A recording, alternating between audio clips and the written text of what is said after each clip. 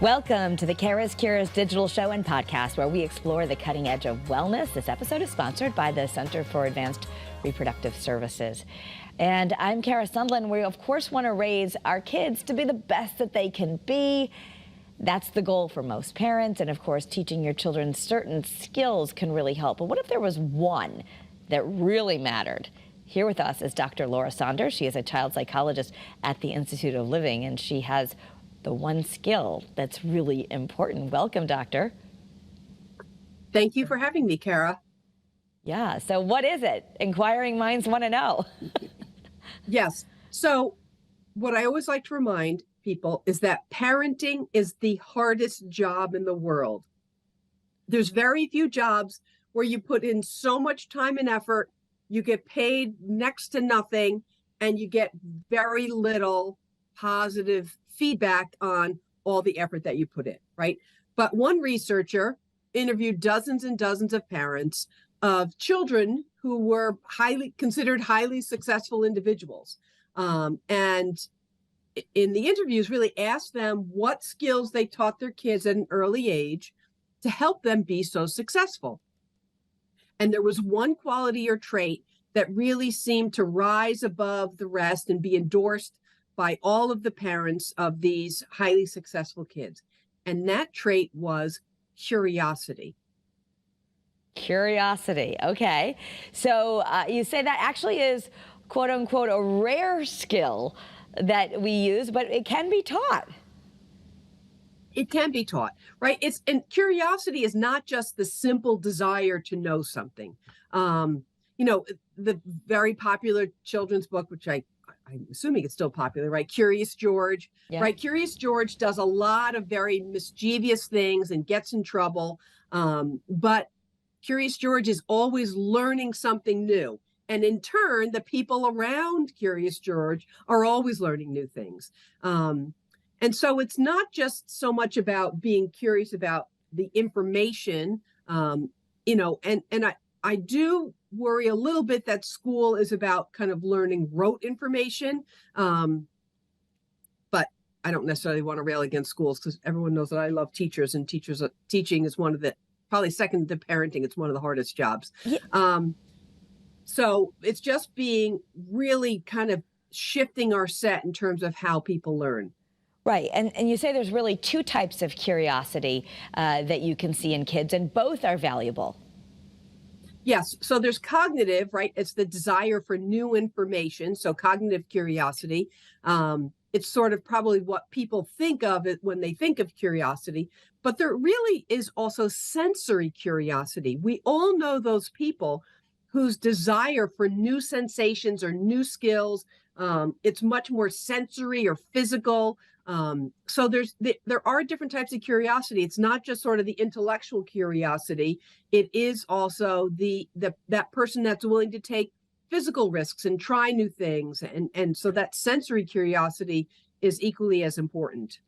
Yeah. So when you're thinking about your kids, and so often I think as parents, unwittingly, we might shut this down and be like, don't do that. And this is what you need to do. And if you do this, this will happen. But really, you're saying the reverse. The kind of stuff that we want to do is encourage our kids with open-ended things, letting them try new things, not giving as much instruction. Right. And it does take a bit of retraining on the part of parents. And, without going into a whole thing on this, often parents either do one of two things. They either parent the way that they were raised, or they go in the total opposite. But it's really sometimes, as parents, looking at how we were raised and what things that we did not find helpful in how we were raised, and making changes in how we raise our children. And so one of that is really about exposing our kids to a variety of experiences, not just like, I played soccer, so therefore my kids need to play soccer, but my child who might have no interest in any physical activities, but really wants to do art and really wants to do something, different, or is really into chess, or is really into languages, allowing them to be curious, allowing them to explore things. They really want to play the guitar, right? And that also means that it's, as parents, it's allowing our kids to take some risks. It doesn't mean you have to go out and buy the guitar, but maybe you rent a guitar for a period of time. Let your child take some guitar lessons and let them try new things, because it's in that exploration that they learn that exploring and trying, and with trying always comes the risk of failure. And it means, as parents, becoming a little bit more open to failure experiences and not just trying to fix it for our kids, but allowing those failure experiences, because maybe they try the guitar and they're like the next Eddie Van Halen, or maybe they try the guitar and they're like, I don't really like this, right? And you didn't invest too much, so you allow sort of the curious exploration, and then you move on to the next thing. So it's an open-mindedness on the part of parents as well. Yeah, and how do we nurture curiosity? What are some examples of how a script would go at home? So I do think it's about asking more open-ended questions, and not just like, how was your day at school today? It's, saying things like, what your child may have done something. You say, well, what made you decide to do that? Like, what was the thinking that went into that? Sometimes I liken curiosity to problem solving, right? So it's not just, if something goes wrong, okay, kids, here's how you fix it. It's, well, what kind of options did you think about for trying to fix that? Or did you think that there might be another way of doing it? So, saying things like, is there anything you learned from that experience that you might do differently next time? Right. So it's trying to ask more kind of thought-provoking questions, as opposed to just shutting down those kind of things. And I'm not necessarily talking about the 2-year-old, although there is some benefit to this, that it constantly asks questions, because that, I know that can get a little tiring for parents, but realize that is their curiosity at play. So as much as you can encourage that, why is this? Why is the sky blue? Why do people ride bicycles, right? All those kind of what seems like endless questions that young children ask sometimes, is that open-ended curiosity. So as a parent, we need to resist the temptation to make choices for our child. And I think sometimes we want to do that because we think we know what's right. We do know what's right. I mean, I think there's some truth to that. We do know what's right based on our own life and our own experiences. However, I think that it comes to a level of acceptance as a parent that our children are in fact different people, and it's okay for them to have different experiences. I might have a tremendous amount of knowledge in a lot of different situations. However, if I tell my children what to do and how to do it, it does not open them up to curiosity. And in fact, it just often brings in a lot of resistance, which just makes everyone's life a little harder. So it really is about being open. And I think so much as parents, we just want to help our kids. We want to do the right thing, and we just want to fix things, but fixing things doesn't really help them. Yeah, yeah. I mean, what do you do, though, when, let's say, you want to raise your kids to experience new things, and you think, gosh, I think if they just tried this sport, this food, this experience, they'd probably be so good at it, and they're so resistant, and no. Is that a time to step in and say, I just want you to try this? Or how do you handle that? How do you encourage curiosity?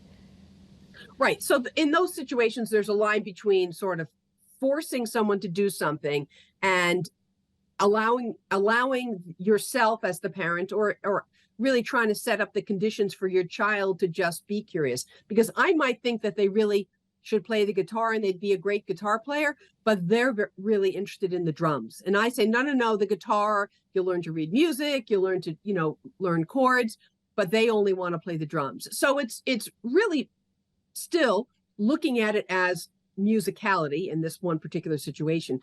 And it's being open to what their words are, what they're curious about, and not just having them do what we believe is best for them or we believe they should do.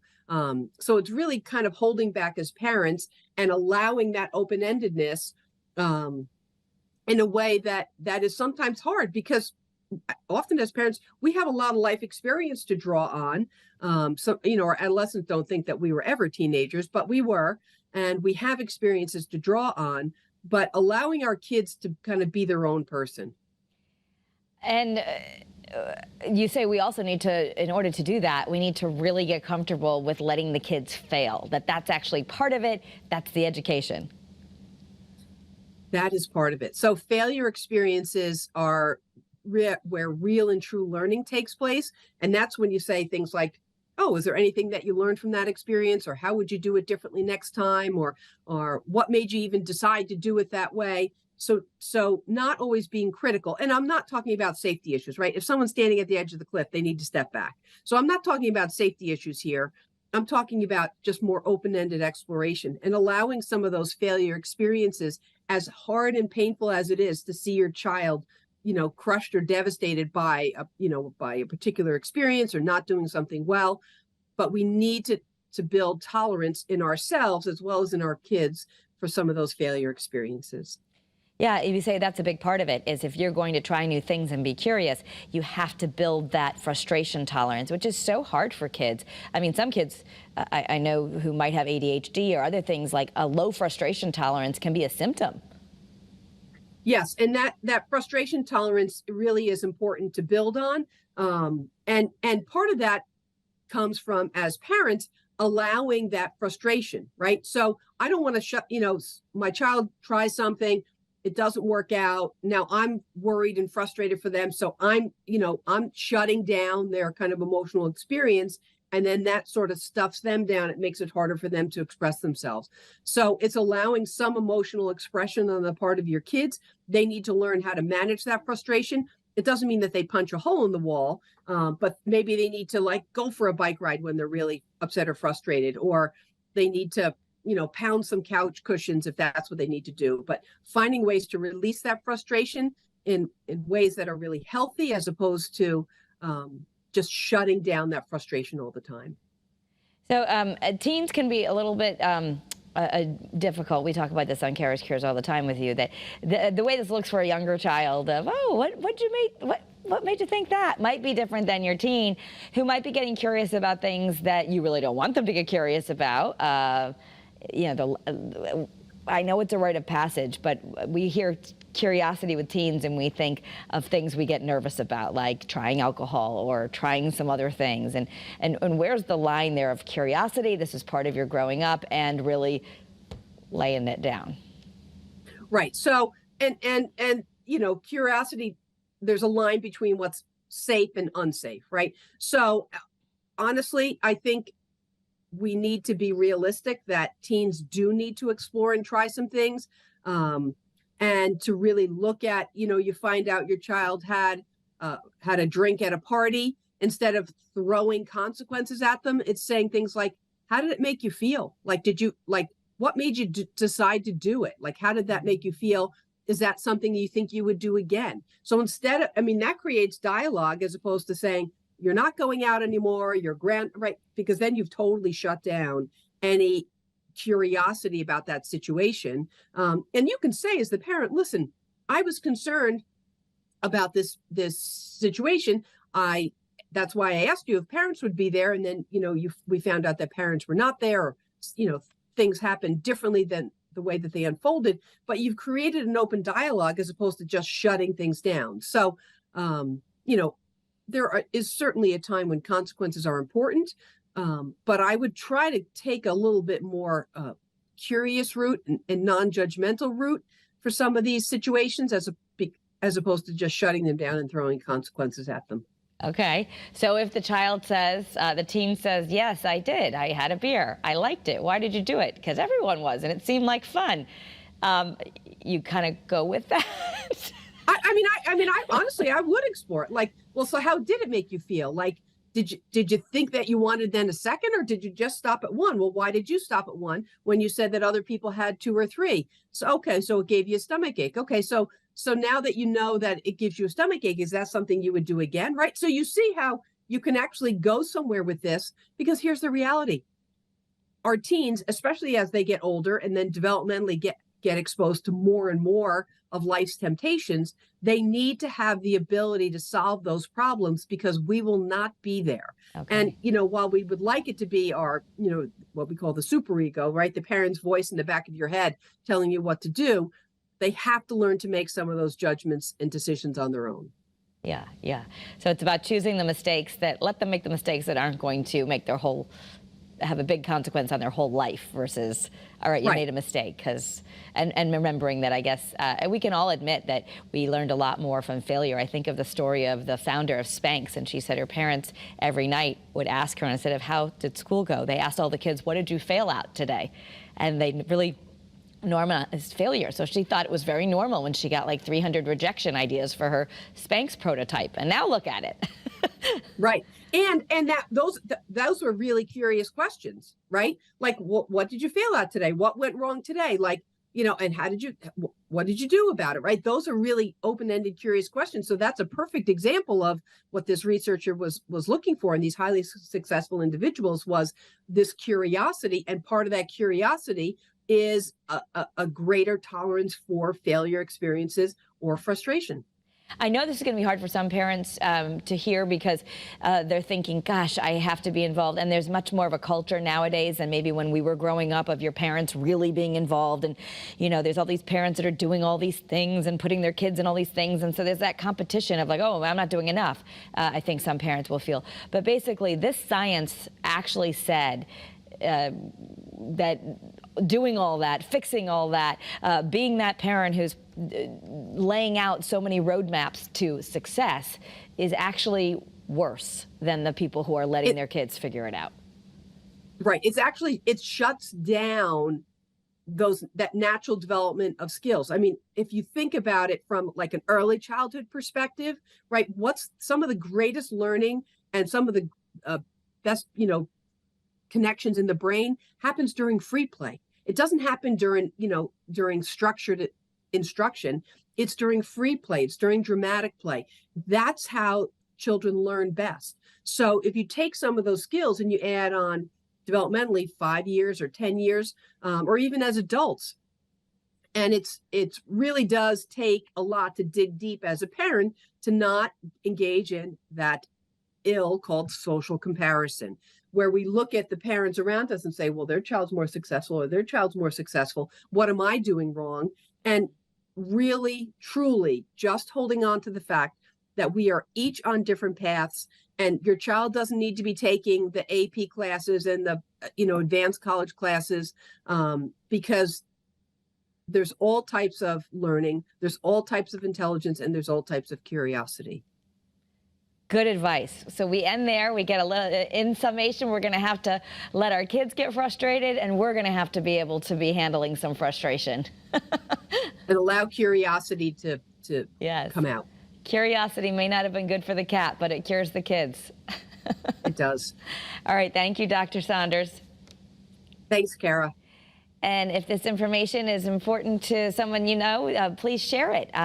We love to get the word out about information on the cutting edge of wellness. And you can follow me on social media at Kara Sundlin. I like to share this content there. Have a great day, everyone. Be well.